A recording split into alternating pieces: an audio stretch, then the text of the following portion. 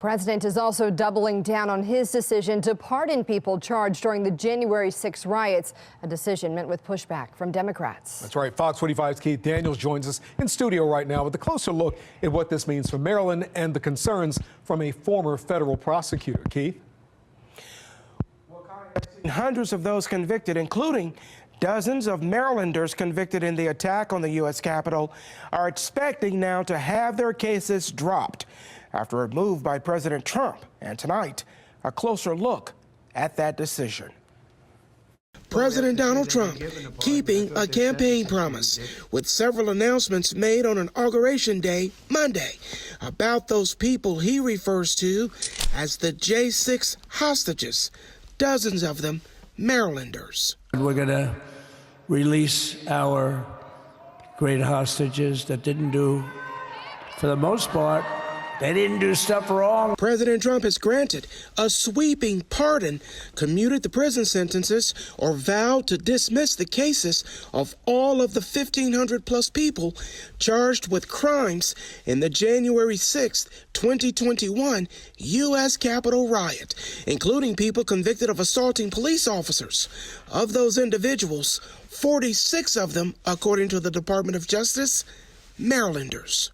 Among them, 61-year-old Daniel Eckvet of Garrett County, convicted of several charges, including obstructing the joint session of Congress. Montgomery County police officer Justin Lee, who prosecutors say ignited and threw a smoke bomb into the tunnel entrance of the Capitol. And Salisbury resident and former Maryland Board of Elections member Carlos Ayala, with a civil disorder felony and related misdemeanors for his role in the riot.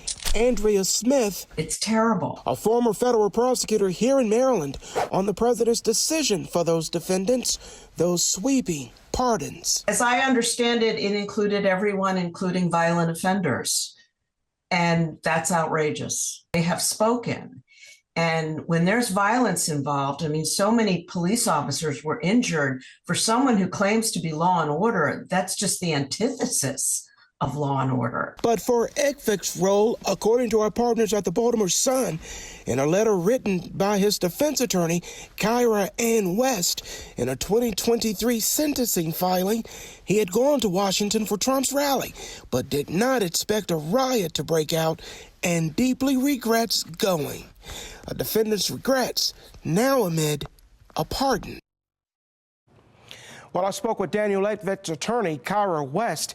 She said her client, like many others, had no idea they would be caught up in the violence that unfolded at the Capitol. She calls her client innocent and is, quote, happy with the president's pardon. In the studio, Keith Daniels, Fox 45 News.